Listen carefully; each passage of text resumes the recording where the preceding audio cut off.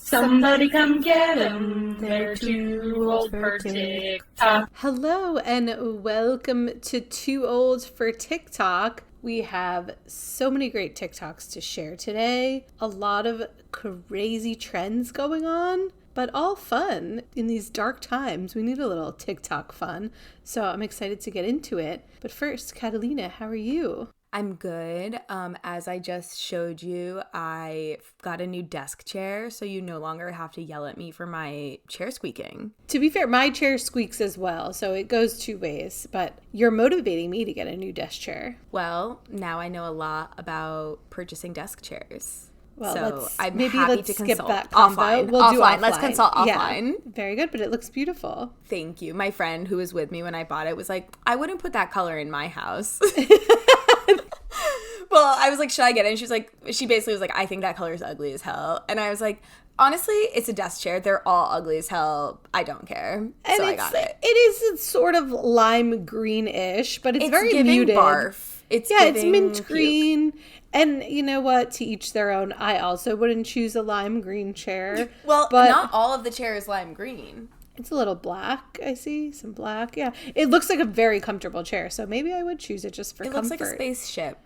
You look great. How are you feeling? You know, very tired. I did my ADHD testing marathon this morning. We're finally going to get you know that the catalyst for me getting tested was your bachelorette party? Oh, no, because I was so viciously accused of having ADHD by people I like barely knew, which maybe was what it took. And I was like kind of offended. I was like, that's kind of wild. But then I started reflecting on it and I was like, When I reflect back on your behaviors at the Bachelorette, I think it's because you would switch topics of conversation like so violently. You'd be in the middle of one sentence and then go to like something totally different. Yes, that is a symptom, evidently. Yes. And also when we played the game Who Can Be Silent for Longest, you needed to speak up after like 30 seconds. Okay, but we were also drunk. We played Who Can Be Silent the Longest when you visited, and I won. So you did win. I redeemed my name. Yeah, you did win. You did win. I can't speak. Wow. All I could think about during this test was like, who do I know that would pass this test? No there were one. Just so many elements. No one. No one's perfect. No one. We all got something. Exactly. But I'm excited for yours to be defined. And for us, I'm excited for the packet reveal that awaits. Yeah. Yes, I'm going to do a reveal. I'm still workshopping it, but I'm trying to keep it close to my chest. What the reveal is. Dina knows, but I don't actually know. You didn't actually tell me what it is. Okay. You didn't tell me if you have or no. Have I don't not, have my diagnosis, but I know what my reveal plan is. Yeah, yes. We workshopped it together. Yeah, and you?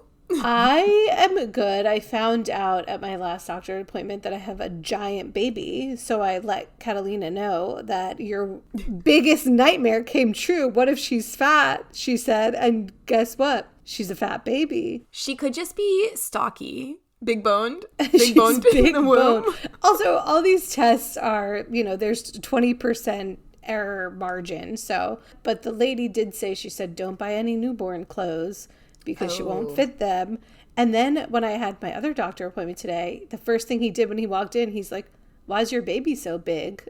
Like, that's not a question you ask. The man's got jokes. Yeah, but it didn't seem like he was joking. I'm like, I don't know. I guess I was a big baby. Like, you tell me. I also did ask one of the doctors, like, should I be doing anything differently? Like, I don't have gestational diabetes. And the doctor's like, no, don't put the baby on a diet. So I'm going to proceed as I have been. Yeah, oh my God, Dina, do not give your child body dysmorphia in the womb. I wasn't asking, like, if I should put the baby on the diet. It was more like me, like, if I should be doing anything differently, like staying away from certain things. I don't know. But no. I'm not an expert on babies. That's why I asked the doctor.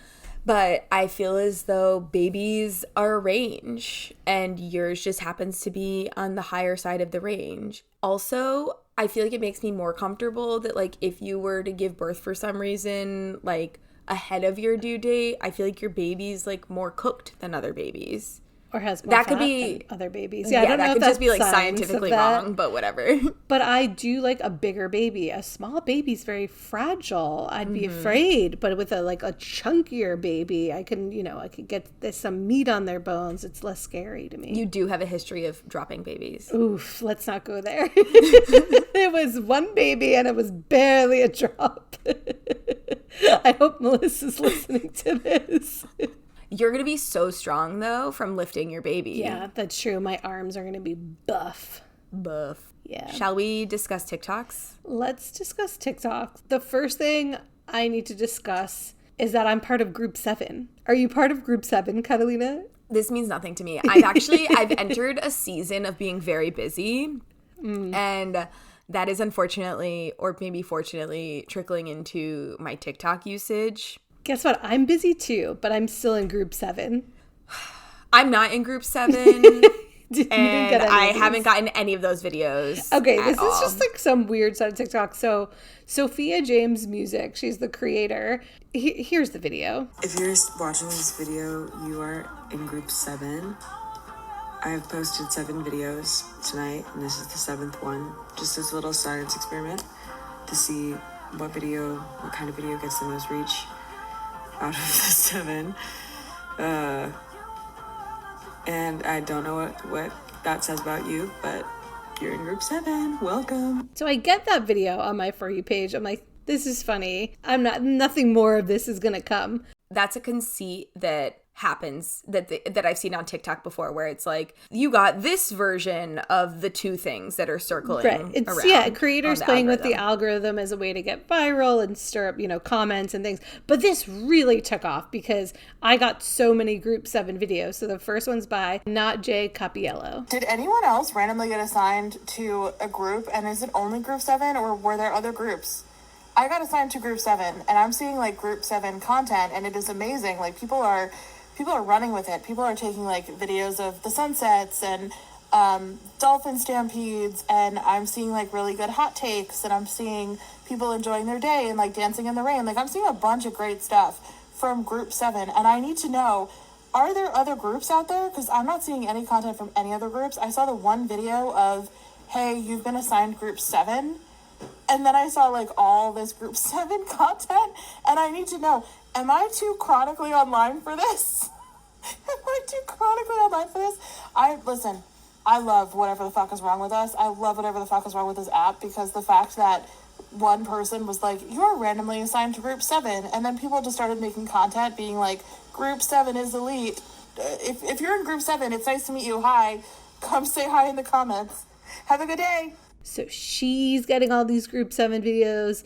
Then I have another one by jen.exo.lev. My favorite thing about Group 7 is just how we locked in right away. We saw that girl say, hey, you're in Group 7. We said, okay, bet. And immediately developed an elitism. I mean, rightfully so. We're Group 7. But we locked in. I think this is a great side of TikTok. Community, fun. I'm not going to post anything, but I am going to get tired of seeing Group 7 content eventually. But for now, I'm having a good time. And what I love is recently, Sophia James Music posted that she used her song as a background to all these videos. And because of her virality, her song is going crazy viral. And it's a great song. I'm going to play a little.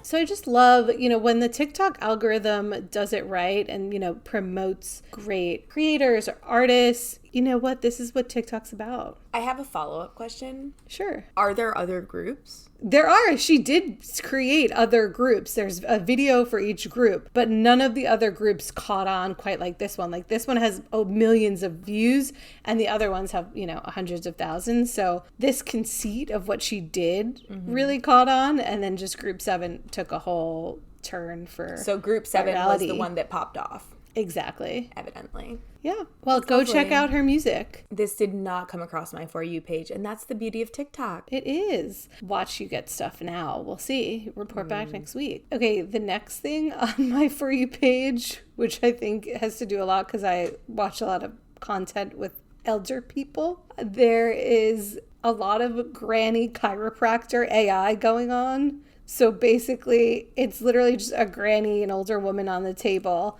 and the chiropractor goes like, get ready, and you think it's going to be a normal chiropractor, but the chiropractor just throws the grandma into a wall or just like will do something violent to the grandmother, and it's funny. I know it's not everyone's humor, but I chuckle. You love slapstick. You love physical humor. Yeah. It's very Kool-Aid Man.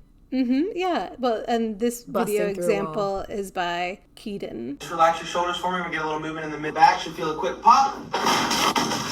Oh. Okay, dear. Let your head drop. Here we go. Oh, whoa. Oh my gosh. That is not what I meant to do. And next, I have some videos about shots. And let me tell you, I could use a martini right now. I'm craving a dirty martini. Ew. That's crazy. Okay, I think you might be reaching a point in your pregnancy because of this shots video trend. I'm not like craving shots. Maybe a green tea shot, actually. But a martini, that sounds delicious. I'm not going to have one. Don't I worry. think this also sort of prefaces the videos is you're one of the few people I know who like is very pro shots still. Yes, I am. So this is a video by Jillian Girdhard. If you ask a millennial at the beginning of the night if they want to take shots, they're going to tell you no. But after a few drinks, they're going to be the ones bullying people to take shots. We have a love-hate relationship with shots. We don't really love them. We just love the camaraderie of taking them together.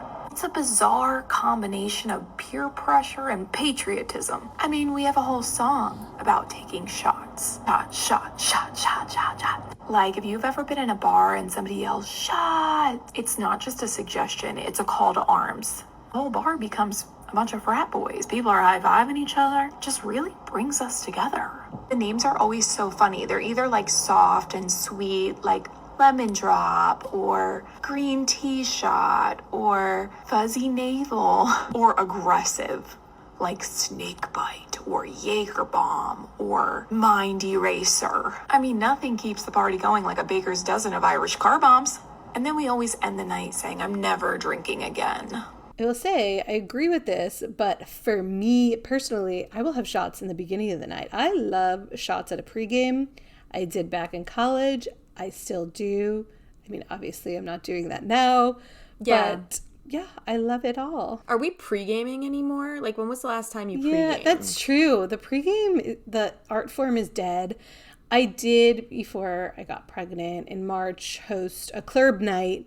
And that entailed mostly pre-gaming, and then we went out. So I still love a pre-game, but you're right, we're not.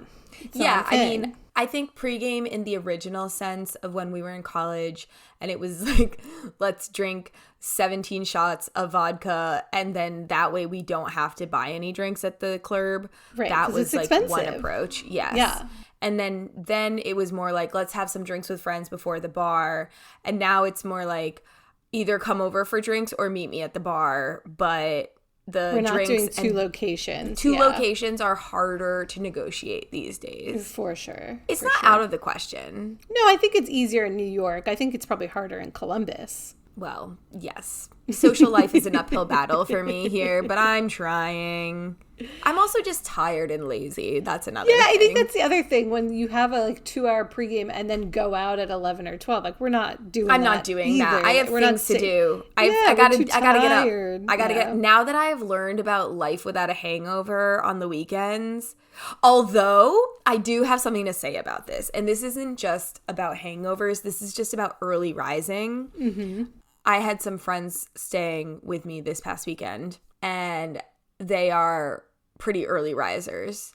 And so I set an alarm so that we could, like, you know, so that I would be awake by 9 You would a.m. rise with them. Yes, so that I would not with them. I'm not getting up at 8, but on a weekend. So on Sunday, we get up, it's 9, we go to breakfast, but it's at like a kind of quick place. And so we're done with breakfast by like 10. Yeah. And then we wanted to go thrifting. Nowhere was open. Everywhere opened at 12. And I was like, a you know Columbus what? problem. But you know what? Good. Fucking Yeah. good.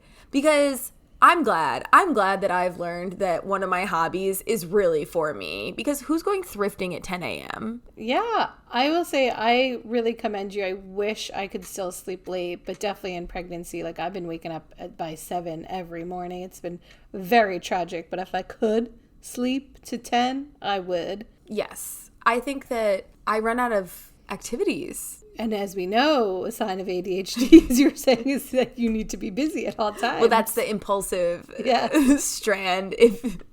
I thought the one thing I'd like about pregnancy is also not, I'm not drinking, so I'm not hungover. But there's other bad things about pregnancy that sometimes I'd rather be hungover. Yeah, I mean, you just said like your child was on your lungs. I felt like I couldn't breathe very well. Yeah, just everything's compressed. It's just uncomfortable. Your belly button keeps shrinking. Well, that's only a problem for you if I flash my belly button to disturb you. For me, it's fine. It's very concerning. It's My just really small disturbing. Maybe my baby's really big because my belly button's really small. Good thing babies don't come out of belly button. There'd be no room. Do you think that your belly button is going to return to normal, or are you going to always have like a pinhole belly button for the rest of time? I think it will return to normal, but only time will tell. We'll see. Okay, then the last shots video is by Cactus Barbos. Here's 5 ways you can say no to taking a shot tonight when you go out. No thanks, I'm good. Actually, yeah, I'll have one. I don't really take shots. Rumble Mints? Oh yeah, I'll take one. Ew, tequila? Actually, that sounds really good. I'll do one if you do one. You won't? Okay, I'll still do one. I think I'm just gonna stick with beer tonight. Actually, can I get 5 green tea shots?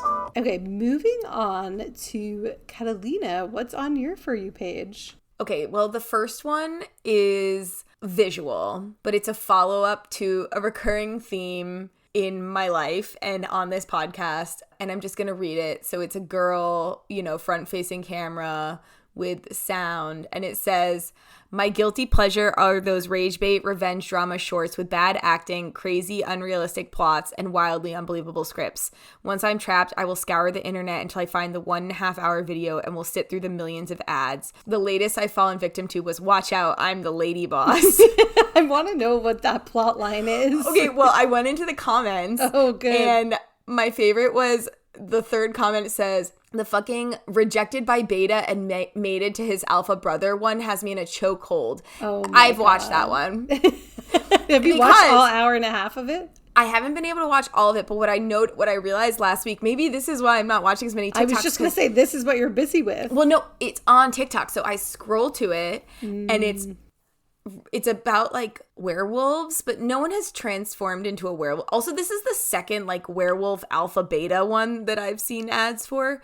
But the crazy thing about the rejected by beta and mated to his alpha brother one is also saying that title is that the clip goes on for like 45 minutes. Like you can just let it play and you watch most of it. So but it's interrupted by ads though. No, it's an ad on TikTok. And then you're supposed to go to like Real Short and watch it there. But if you watch the ads on TikTok, you can get most. This specific ad goes on for like, I'm not exaggerating, at least 10 minutes. That's a great hack. Like I was washing the dishes the other day and I was just watching Rejected by Beta and Made It to His Alpha Brother. But I've gotten to a point where I've gotten like the same 3. It's not progressing past the part in the plot that I've gotten to already. And they're also interesting in terms of like the way that they deal with sex and sexuality, because they're all extremely like horny and driven by sex, but they're very also prude, not graphic. Yeah. Well, I think it speaks to that like kind of religious bent that these have. So you can't be overtly sexual, but it, I guess, scratches some itch for someone to watch something that's vaguely sexual. I mean, a lot of them are very overtly sexual. Like there was this whole like masturbation scene in the Rejected by Beta and Made It to His Alpha Brother. Really crazy title. But there's no nudity, like, and then there always comes a point in the plot where it just becomes about like love and commitment and like maybe overcoming some sort of like violence. I guess in this case it's going to be something with like werewolves. Oh my God. So they are very traditional in terms of like gender norms and the notion of an alpha, right? Like it's kind of like dog whistle red pill content. But yeah, I'm really locked in. You're locked in. And I've learned that I guess this website Daily Motion posts a lot of them, but I haven't investigated that yet. Well, while I'm on Group 7 TikTok, you're on whatever this side of TikTok Rejected is. by So I'm Beta glad- and mated to his alpha brother. A lot of times our For You pages are mostly the same, but this is where we venture to our own territories. What else is on your For You page? Another one that I was watching this past week was I started getting videos from the Miss Grand International pageant. And I was so intrigued because it's this giant pageant and it's so many countries. So it's all different women representing different countries. And I could tell because then I went to the main page that they have like a national, like there's one costume that they put on that's meant to represent like your national essence. Then there's another one that's just costume. There's a talent portion and there's so many different, and there's like question and answer, whatever. But the talent portion, it just became increasingly obvious that I was like, these women, most of them are not actually talented. Like, I don't understand how they are getting into this pageant. I also don't understand. This is like a Miss Universe or a Miss USA, but like, where is this broadcast? Okay, so Besides I did TikTok so. now. I was like, I don't understand what the hell is going on. Yeah. So I went and I did some research with our trusty friend Wikipedia, and it is a contest that was started in Thailand. Oh. And so it's based in Thailand. And I want to say it was like some rich person who started it. Wait, Miss Grand. Why are rich people always starting fucking pageants? This is disturbing. I don't know. It's really weird and bizarre. Okay, it was started by a Thai television host and producer during a political crisis, and they were using the slogan "No mob, stop the wars," and then they rephrased it to "Stop the war and violence." And so it's about like promoting peace, which is very interesting and has a lot of connections to Eurovision. So this idea of like exercising soft power and culture as diplomacy. And so it's like, I guess, supposed to be affiliated with humanitarian issues, but we have never heard of this. Never. Ever. And it did not come across my For You page. You were sending like a lot of these videos. I couldn't even watch all of them. It's been going on since 2013. Yeah. And the reason that these women are not talented is because they're just kind of like internally selected. It says the contest features contestants selected by licensees in each country. So there will be it's broadcasting licensees. And in the US, like, who is licensing Miss Grand International, right? So there's some people who you're like, oh, this lady just like wanted to be on this pageant and like knew someone. on. It's kind Sure. of giving that like Olympics with the person who was skiing and did the little hops. Oh, yes. Yes. Liz, her name's Liz something. Yes. But what I was most intrigued by was the number of countries that participate. There are just so many countries participating, and it changes a lot. And it's also a lot of countries that you maybe don't see as much in other contests because it's not as Western in its design. So people are really going hard for Ghana on TikTok. 2 of them sang the same song. The one I like best that you sent is the woman who's playing the snare drum, but Yes. very poorly. Okay, literally, that was the one that I was the most obsessed with. I was like, Yeah. I could do this. Like, Yeah, like she was just hitting the drum whenever she felt like it. yes. Yeah. So like they're all beautiful, but in terms of talent, like I guess I don't watch Miss Universe, but like I assume there's kind of a higher bar for talent in Miss Universe because there's I don't internal know. competitions, whereas this you are just like directly sent there. It's giving So, Miss Congeniality. I love it. I'm obsessed. Yeah. And then the final thing on my to-do list. Her ADHD is transporting her to her to-do list. The final thing on my For You page that I'd like to highlight is heinous. It's Ralph Lauren Christmas is trending. So people are talking about Christmas decor in October, which I guess we shouldn't be so surprised by. And then people like this creator, Molly Moorcamp, who've worked for Ralph Lauren in the past, are chiming in to give actual insider info on what Ralph Lauren Christmas really is. Oh, Ralph Lauren Christmas, huh? Let's go. I was a second generation Ralph Lauren employee.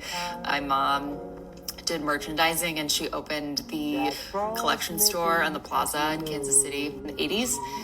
And I designed dresses at Ralph Lauren in New York for a really long time before I launched my own direct-to-consumer women's clothing brand. Anyways, okay, Christmas, Ralph Lauren style. Let's offend some people. And if you don't like these rules, you really would not have liked working at Ralph Lauren. And that's why everything looks so good, because everything is so completely concise. Bright green garland of any kind. No. What else? 3 basic types of plaids. Traditional Christmas plaid. Then you're gonna have like the blue woven plaid. And then you're gonna have the black watch red and black plaid, something you would think more for like ski season, ski house. Do not mix those plaids, okay? You're not gonna see those in the same room. Each room is a different plaid. Do not mix those plaids. They don't play together. This leads me to my next point. What goes under the Christmas tree?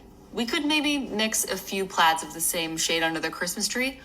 We are not letting people bring their own wrapping paper and put presents under your tree. This is a long video, and I gotta admit, I had trouble sticking through the end, but basically, it's just very, very strict with how you can portray Christmas in the Ralph Lauren universe. Like It's certain just color plaids and Yeah. all that. Yeah. I am also not on this side of TikTok. They have just like a very specific brand feel, and people, and then I went to other videos and people are writing in the comments like, this is just traditional Christmas. And people are like, it's not traditional. Like watching people yell at each other about it. And Christmas decorations in October. And I was just thinking about mine and Ivan's Christmas decor, like the one year we made a Christmas tree or did a Christmas tree, and it was just like things we found at our house. So it was like we hung like scissors. It's perfect. It's not Ralph Lauren. As someone, I have 0 decorations any time of year, so I can't relate. I appreciate first of all, I think that if you're doing this in your own home, you have a lot of time. Yeah. Because and money and space. Lots of money, lots of space, yes. You gotta store all the... to store your decor. Decorations. But frankly, time. And the thing with the time is wrapping presents, because this creator says to only put presents that are wrapped like in boxes. You can't... and with the same wrapping paper, and that also if someone comes to your house and brings you that wrapping paper, you like can't put it out, or you have to hide it behind your tree. Oh my God. And I've sad. become very much a fan of putting my presents just in like a bag. It's the to give easiest to form people. of wrapping. Yeah, is it a nice bag or like a tote bag, a plastic bag, or a festive bag? No, we have gift festive bags Yeah. that basically what happens around the holidays is I'll be at my parents' house, I'll get the gifts, and then Christmas Eve I'll be like, oh shit, I have to wrap these gifts. Ugh, this takes so much time. I'm not very good at it. And so I will wrap some with paper and then other ones with just like gift bags that I find in their house that are... I think my mom replenishes them, but we also reuse them from year to year. We've been buying a lot of gift bags from Dwayne Reed because it's not worth it for us to store wrapping paper. So whenever we have a gift, we just end up buying a gift bag at Dwayne Reed and not wrapping it because I don't want to store stuff in my apartment. That's the problem. Well, what Ivan does is he just gets like weird paper and scraps and does that. But it also is like a fun... time consuming. Well, but it's sustainable. True. Let's move on to, we have a content creator spotlight. We haven't really spotlighted a creator recently, but this one caught my attention. She's really funny. She's a stand-up comedian, but I love her videos where she cuts to things that politicians have said. So this is the creator, Anissa _Nandola. Sorry if I'm pronouncing that incorrectly. And here's one of her videos. If you ever feel bad for being mean, I want you to remember Kenyan politician Baba Owena, who stood up in parliament and said this. It's not only slow, but also dense, vacuous, viscous, thick, and unintelligent. So yeah, go check her out. She's got plenty more video. There's one where a politician is like talking really badly about men. She finds the really great clips that they're all so super quick, and they give me a laugh. They give me laugh. They give me a laugh. They give me laugh. Very good. Okay, moving on to New York City TikTok, we have the mayoral elections. We just had the debate, and there's so much comedy with these elections. I have a question, Dina. Yeah. Have you ever watched a New York City mayoral debate before this election? Is it our age, No. or is this just like a particularly comedic I think it's a particularly comedic lineup because also, I mean, the internet and like TikTok was around for other mayor elections, but it is so comedic that the clips coming out of this are amazing. This creator, Diana Bedea Music, explains Curtis Lewa very well. New Yorkers, can we have an honest conversation right now, okay? Politics and policy aside, okay? Throw it out the window. This is a lighthearted video, lighthearted conversation. In terms of the New York City mayoral election, can we all at least acknowledge that Curtis Lewa is like everybody's weird, eclectic uncle? Like, he's always into something that you're like, I wouldn't have pinned you as somebody who would be into that, you know? And then the way he eats up Andrew Cuomo every time he opens his mouth, I'm like, he's got so many gay friends. So many gay friends. The fact that I heard this man say, Andrew Cuomo is a creep, he's grabbing fannies and killing grannies. A bar. That's a bar right there. He called Andrew Cuomo a fugazi. This man was targeted by John Gotti and was shot 6 times. I'm like, listen, at least hire him to be vibe coordinator of the city. Let him just walk around with the beret with the vibes. I like the vibes. The vibes are there. Politics and policy aside, I like the vibes. Come on. The fact that he said to Andrew Cuomo, he goes, if you knew real New Yorkers, you wouldn't have to go to the modeling agencies to hire them to say how much better you are than Mamdani. And if you needed those people, I probably could bring some to you, but that would mean you'd have to ride the New York City subway. Oh, and that was you double homicide. Someone said, I saw in one, I think it was like a Instagram screenshot of a tweet or something, and it was like Curtis Sliwa is like the Hey Arnold version of New York. That's pretty good, yeah. But yeah, a lot of people are saying like keep this man around because the entertainment value there. Not as a politician. No, but like as an uncle, as like the crazy uncle, as entertainment, hilarious. But yes, not as a politician.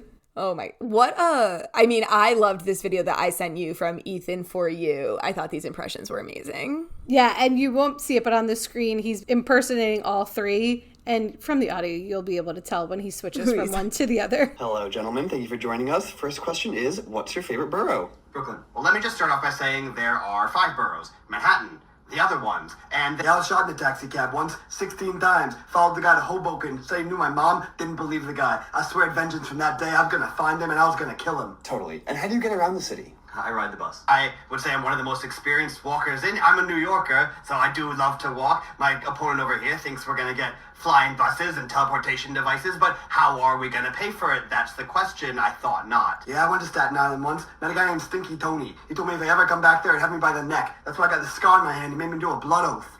And what's your perfect New York City morning? Coffee, bacon, egg, and cheese, and straight to work. I mean, who has experienced more days than I? Certainly none of my candidates up here. So I would like to ask the question to you, how long is this day? Is it when am I waking up? Is it 6 a.m.? Who has set my alarm? I am fully nocturnal. I have not slept during the night in 16 years. I am the mass crusader of New York City, and I got the scars to prove it. Yeah, this is really good. I saw a video about Curtis Sliwa, and his plan to get rid of the rats in the city was to release feral cats because he has a lot of cats.